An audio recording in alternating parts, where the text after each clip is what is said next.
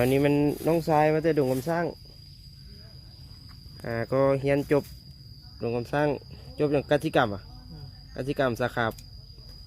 ปลูกฝังเนาะปลูกฝังเกี่ยวกับพืชวันนั้นแล้ววันนี้สิมาต่อกกไม้ให้เนาะเป็นต้นม่วงเนาะที่ว่ามีหลายพันธุ์ที่เพื่อนเอามาอันนี้วิธีต่อเนี่ยมันสูตรไว้จังไงเอื้อนไว้จังไงเสียบข้างเสียบข้างเนาะเสียบข้างเนี่ยคือเขาจะบักกกเนาะบักกกให้เป็นห้องเข้าไปลึกหน่อยหนึ่งประมาณเอาที่พอประมาณเนาะโบจักสีวาแล้วก็บักเข้าให้เพราะสมควรขันต้นน้อยกับโบให้บักเข้าหลายมันจึงหักบักเปลือกออกเป็นประมาณนี้เนาะแล้วเขาก็เอาตาตัวที่เขาเอามานั่นพันที่เขามาหันมาแทกเนาะแทกแล้วก็ปาดเจยเป็นบ่ปาดเจยปาดเจยประมาณข้อมือหนึ่งเนาะประมาณข้อมือหนึ่งเพื่อให้ยางของมันนั่นจับกันจับแล้วก็ติดกันจับติดกันแล้วก็เขาก็จะเอาตัวนี้มาแทกกันอีกเนาะอันนี้คือเสียบข้างเอาติดกันแบบนี้เนาะง่ายๆกันเอาดิตัวหนึ่งงาใหญ่ตัวหนึ่งงาน้อยเนาะที่การก็คือเอาข้างยางของมันนี่แทบแนบใส่กันเอาที่ใส่ไว้ก่อนเอาตัวงาน้อยก็ได้งานว่าจะงานว่าอย่างเงี้ยไว้เลยปีนกับอ่อนนี่พุ่งโดนได้ปีปลายเลยอันนี้สว่าอันปลูกอ้อนที่ติดดีอยู่เนาะงาอ้อนไหนนิดหน่อยสิกับนี่แง้งหน่อยได้เนาะเนาะถากคือเก่าเนาะเอางาให้มันสมส่วนกันเลยงาน้อยกับงาน้อยเนาะจะเป็นติดได้แต่ว่างาใดให้มันจุกงานั้นแต่ก็มันเลื้อยงาคนวิวเทียบยอดเสียดายยอดมันบอกเอาให้มันเป็นสองงาขึ้นไปหั่นแหละยอดก็เป็นอันเขียวเสวยตัวงาเดิมมันเป็นเขียวเสวยตัวนี้ที่เป็นพันธุ์ที่เอามาใหม่พันธุ์อย่างบูฮู้เนาะมันย่อไปเงี้ยแล้วก็เอามาแปะใส่ให้มันอยู่พอประมาณให้ยางของมันติดกันแล้วก็ทำการเอาสกอตเขียนคือเก่าสกอตจะอยู่บนนี้อื่นไปไม่อื่นอะไรซื้อไหมสกอตเขียนเริ่มแต่ต้นพี่เลยเนาะเริ่มแต่ปากของมันตัวที่เขาจะเอามาเสียบข้างส้นนึงแปะกันเนี่ยปั่นง่ายเอาส้นที่เขาบักให้แปะกันเพราะว่าตัวนั้นมันจะเป็นตัวที่เอายางติดกันแหละตัวนั้นจะเป็นตัวซึมของกันเวลาเขาครบกำหนดอาทิตย์หนึ่งหรือ2 อาทิตย์มันจะติดมาเจอตัวนั้นเวลาติดแล้วมันจะทอดยอดออกมาตัวหักตัวใหม่หันกลายเป็นงาอีกงาหนึ่งงาพันอีกพันหนึ่งแล้วเวลามันติดแล้วงาตัวนี้นี่เขาเอาตัดเอาไปปลายมันนี่ไปเสียบข้างต้นอื่นได้อีกกันเนาะได้เนาะเป็นการขยายพันธุ์ไปเรื่อยๆเนาะเป็นรุ่นนี้ F1 F2 ไปเลยมั้ย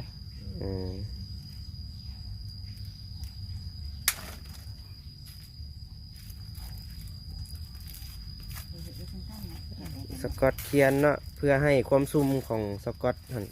เก็บกักน้ำไว้ในโถแล้วก็เอาใส่ฟางเขียนอีกรอบหนึ่งเพื่อให้ความแน่นเนาะเอาให้มันมีความแน่นมัดค่อนข้างแน่นพอประมาณเนาะแล้วก็ติดตามล้อผลไปเรื่อยๆ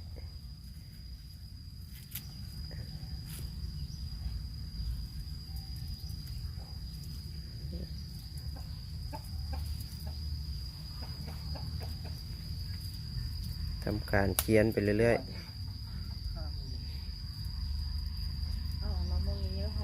ปลูกนี้กันหนึ่งถ้ามันติดเนาะถ้าเห็ดเอาเองวันนั้นมันได้เนาะครึ่งเนาะท่านปลาหมึกอันไหนเจ๊ขยายมัน มันเอาไว้เสียหลายอย่างเห็นเนี่ยอันนั้นเลย โอเคถือว่า ถุงยางอันนั้นหลายขั้นตอน สำเร็จเนาะมาฮอดขั้นตอนนี้บ่เขียนไว้สิแล้วก็มีจะรอประมาณ1-2 อาทิตย์มันจะทอดยอดเนาะเวลามันทอดยอดมันเป็นยังไงบ่นี่มันจะทางออกมาทั้งอย่างนี่เลย มันนั่งอะไรเนี่ย มันจะเห็นเฮามาแนมเบิ่งแล้วมันจะทอดเอานี่เนาะแล้วเฮากลับมาแงะ อืม เนาะแงะให้ปลายมันทอดออกมา เา บ่ แข็งไงนึงก็เอานี่มาจิ้ม โอเคโอเค ถ้ามัน แล้วก็แม่น ให้มันทอดยอดออกมาพร้อม ให้ใบแก้ว เป็นใบแก้วมาเลยเนาะวันนั้นเนาะ ย่านเกิดเด้อ มีวิสาการมาแต่ดงกำสร้างคนนี้นี่บัณฑิตใหม่ด้วยนี่ร้องผลงานในขั้นตายค่าที่นี่ยุ่งเลย ไปบ่บ่พานน่ะมันว่า ลองงานแรกก่อนทับไปประกาศ โอ้ไปต่อเฮือนเจ้าของนี่กินหลายงานเลยบ่ต่อหมายความมีแตะเกี่ยมงาหันมา เกี่ยมงามาแล้วก็มาเอามาทาบผันปาดจังได๋บัดนี้ วิธีการปาดเจ้ยละงาให้มันเอาส่วนใดของมัน เอาส่วนยอดของต้นพันธุ์หั่นน่ะแล้วเอาขนาดเอายาวส่ำใดประมาณเฮ้ย10 ซนแล้วปาดเจ้ยแล้วตัวเฮาสิต่อต้นเดิมดิปาดจังไดตัวนั้น ปากเปลือกออกเจ๊เขา พูดออกว่า ปาดเปลือกออกแล้วเฮ็ดเจ้ยเข้า แล้วตัวนี้เอาเข้าเสียบเข้าเลย เอาเสียบเข้าแล้วก็เอาทาบไว้จังซั่นโอ้ แต่ว่าโตคือจังกะทันเนาะ ตัวก็คือก็กัน กะ เพื่อคือกัน โอ้มันพวกนี้เอาทาบเปลือกเด้กระทันก็เอาทาบเปลือก แต่ว่าเคียนนั้นมันแน่น นี่แหละ ๆเคียนแน่นๆแล้วมันอันนี้มันบ่จับมันแน่นน่ะ โมเนี่ยเรามาอยู่เลย โอ้วิธีการต้อง มันแน่น โอ้ทากซะแล้วก็เอาเสียบเข้าไป เทียบข้างไปเนี่ยเทียบยอดตังนี้ เสียบยอดต้องตัดหัว ตัดหัวแล้วเฮ็ดจังได๋ผ้ากลางแล้วเอาลงเข้าไปโอ้อันนี้ยางกับยางมันติดกันเนี่ยเนาะอันนี้เสียบข้าง ป่าไปหั่นเลยบ่า เนี่ยแหละ แล้วจากมือเฮาก่อนมาแกะสกอตออก เป็นมันใบแก้วละแก้ว โอ้ ก็เอาสิไปเจ๊ มันปิดไปเลยนะ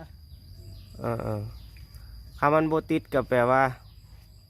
มันเหี่ยวไปซื่อๆแล้วสกอตทาบไว้ซะเลย แล้วเวลามันปรุงนี่มันจะ แทงยอดออก แทงยอดออกมาเลยก็แปลว่ามันติดเนาะ ผมน่ะสิได้กินบ่ผู้ โอ้เอาเรื่องซะโลนี่ฝนตกใส่ทึกบ่เป็นหยังอ่ะ บ่ปิดยังเพราะว่าอยู่ในห้องอย่างจะอ้อมหมดเลย รักษาความชุ่มเยอะถึงเคียนไว้ สิถ่าย เราใส่ฟางเคียนอีก เคียนบางนี้มันเนี่ย เฮาก็ได้มื้อย่างเห็น ใช้เวลาจักอาทิตย์บ่นี่ตัวที่แกะได้ทิศหนึงอ่ะมันจะทอดออกมาแล้วว่าเรื่องใด แต่แทงยอดไม้มาเอาไปจองจากหูมึงเขาออก แล้วก็ปล่อยมันแทงออกไป แล้วก็เอาสกอตออก ถ้าก้อนเบาๆออกแล้ว ให้มันแทงให้มันมีหากไม่อย่างจับกันดีๆก็เนาะ ตัวถ้างาโฮมบ่สิได้กินบ่ผู้ โอ้ยให้มันติดให้นะก่อนนะแล้วเขาก็ก่อนหานตัวที่มันบ่จำเป็นแล้ว เฮาหาเอาก็ได้เนาะมัน จะซื้อเขาจะไหร่ก็ท้ามาขายนะแบบก้อยว่าแหละอันนี้ต้นไม้มาเสียบเข้าขาย คันทาบได้สิมันก็สบายเฮาแล้วเนาะเขาก็แห้งเฮ็ดง่ายแล้วบัดนี้ อยู่ไหนดิบ่ได้มันไปเฮ็ด ไอ้อันเฮ็ดอันตามคลิปก่อนเฮ็ดปักซ้ำ ปากซ้ำกันได้ ปักซ้ำมันกูตายเบิด มันติดหญ้าปากซ้ำมัน ปักซ้ำมันติดยากกับอันส่วนประกอบมันมีM100มีกะปิอหย่างนั้น กะปิ ปักซ้ำเน่าเบิดเลย ในเฮือนมันก็หลายมื้อก็ไปเบิ่ง แล้วก็ซุ่มลายก็บ่ได้เด่นหายเน่า อันตัวเนี้ย บ่ดีนะตัวปากซ้ำน่ะ ตัวนี้มันมีของอย่างอันนั้นผลคือจือ ตัวนี้สิได้ผลดีกันตัว 3 ง่าลงมาพี่บัดนี้ลงมาลงเลยถือว่าสำเร็จมันบ่นี่เขียนไว้สิแล้วก็ร